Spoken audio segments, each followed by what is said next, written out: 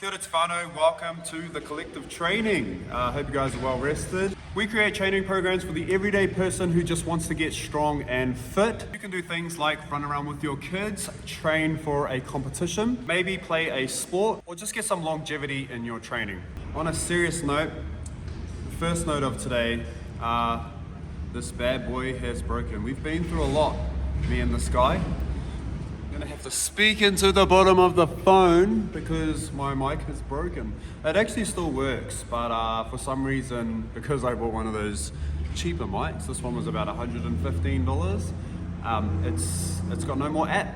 We don't have an app anymore, so the sound quality on this video is probably going to be pretty average, as well as my face being real average, and my face is right in the camera now, so I'm sorry in advance that this is how close things will be, and there's going to be a lot of wind and noise and shit, so really sorry in advance.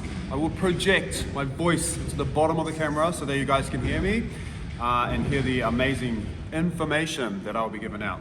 But anyways, this thing's broken now, so it means that I can buy a new one. Leaderable!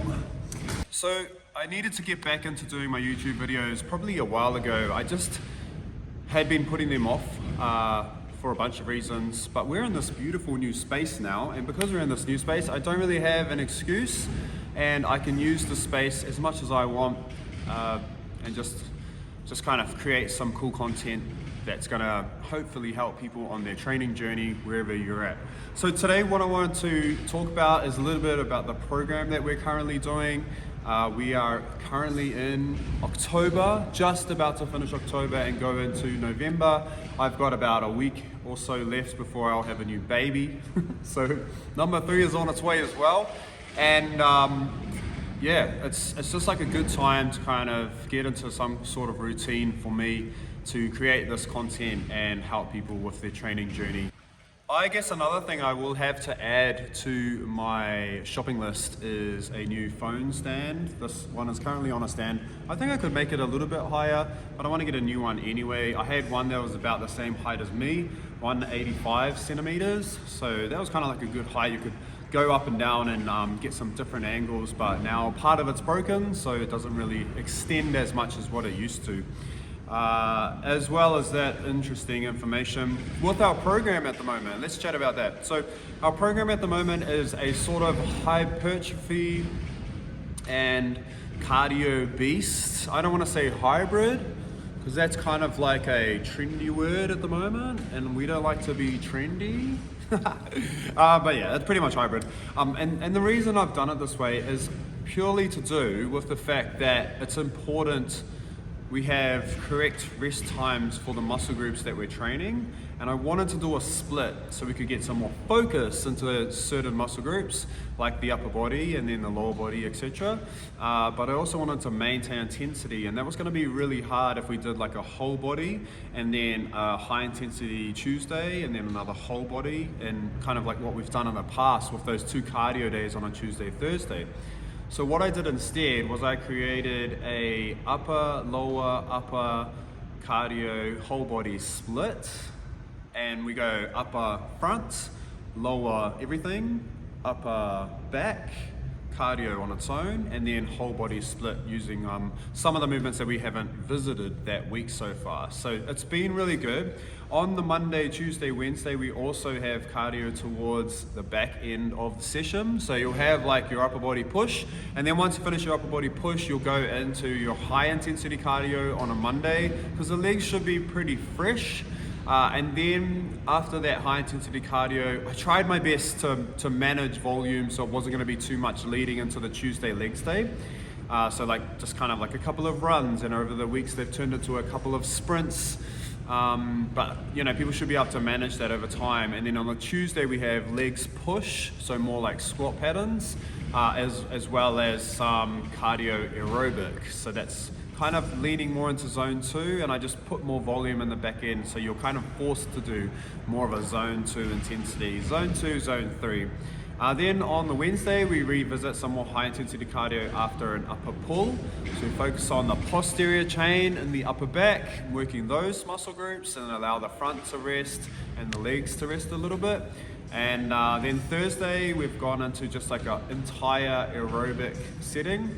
People can play around with the intensity based on how they're feeling. I kind of want people to be a bit tired so that by the time they get to that day, they're almost forced to do more zone 2 and forced to kind of maintain lower paces, but people just kind of do what they can. And then by the time Friday rolls around, we just get into a bunch of movements that we haven't done that week. So that's our kind of program at the moment. It's been really fun. I think people love that idea of having the opportunity to have some more intensity into the end of the session, so it feels like you've trained.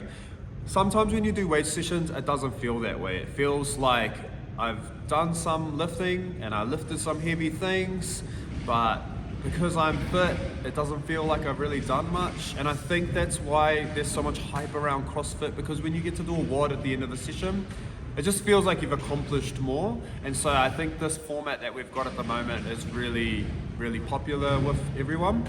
But that's just my take on it. I've been enjoying the sessions. I trained kind of 2 weeks ahead of everyone else, so that I had an idea of how they would feel and, you know, that kind of thing. And I don't usually get that opportunity because I'm usually training for some kind of competition, and the stress from the training of that competition lead up is too much for me to do the program as well as all my other training like speed climbing or something. So it's been pretty rewarding to be a part of the same journey that everyone else has been on. Heaps of fun. If you want to check it out and that's something that sounds like it's interesting to you, then come and give it a go. So today I wanted to talk about a really important concept, because I feel like this concept gets misconstrued a lot of the time. Don't get to use that word often, by the way. I kind of know what it means. But basically what I'm saying is the concept around maintaining a balance of life is bullshit to me. And the reason that I think this is because I don't feel like it is a balance. If you're someone that has achieved difficult things before, you will understand that they are not achieved in balance of something else. They are achieved as a priority over other things. And if we can view the things that we really want to achieve this way, then we'll take this concept of having a balance in life away, and we'll start thinking about things as priorities.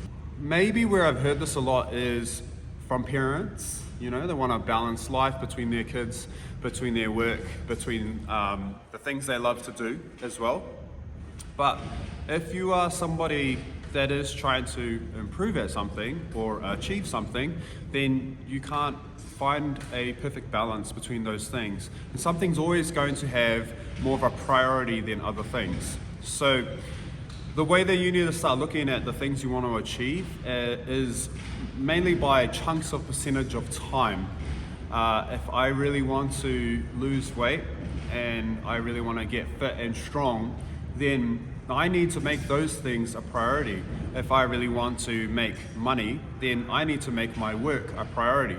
If I want to invest more into my children and help them to grow and achieve things in their life, then I need to make those things a priority. I know it probably sounds, pretty obvious, but I think to a lot of people, they look at this whole idea, this concept that's misconstrued of having a balanced life as kind of prioritizing everything.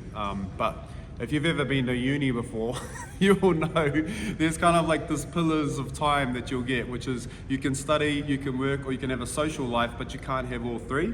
So technically you could have two of those things and then miss out on the other thing. I think maybe it's a square actually, because the other thing would be sleep. And you can't have all these things at once. You've just got to prioritize one thing over the other. So if you want to study and have a social life, you don't get sleep.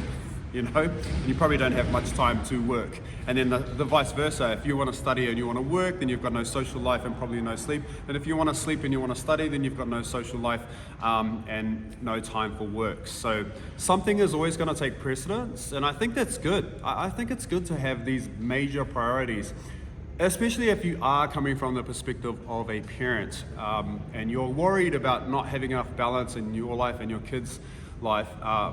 Prioritize the thing that's the most important to you, and the rest of those things will fall in line.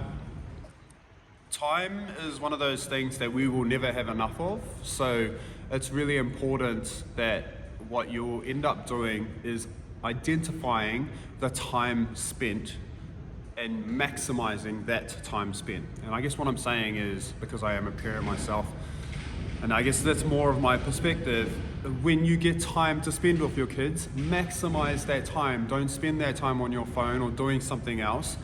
Spend time with the kids, you know, or when you get time to work on a hobby, maximize that time. And I think if you start to figure out ways to maximize the time spent on those things, if you only have a small amount of time, then they'll almost become more enjoyable and more beneficial to your life.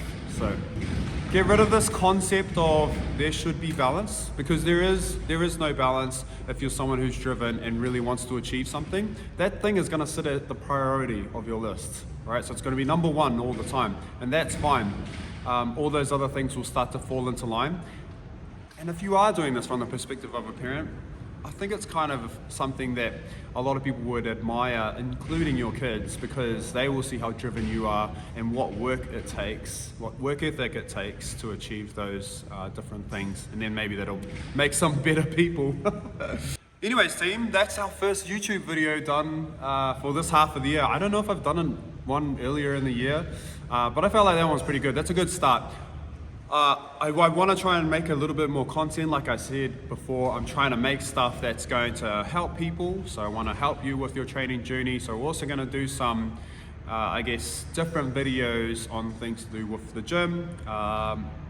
The mental side of things is extremely important, because if you don't have that, you're not going to come here. And if you do come here without that, then you're not going to have the right intensity when you train. Next week, we'll be tuning in to talk about what training your kids should be doing and why the training that they do should be the same as the training that you're doing to an extent. If you've watched this far into the video, drop a young sword down into the comments below. I appreciate your support. Thanks so much for watching along. If you're not a member here and you want to give it a go, let me know, team. Let's get strong, whānau.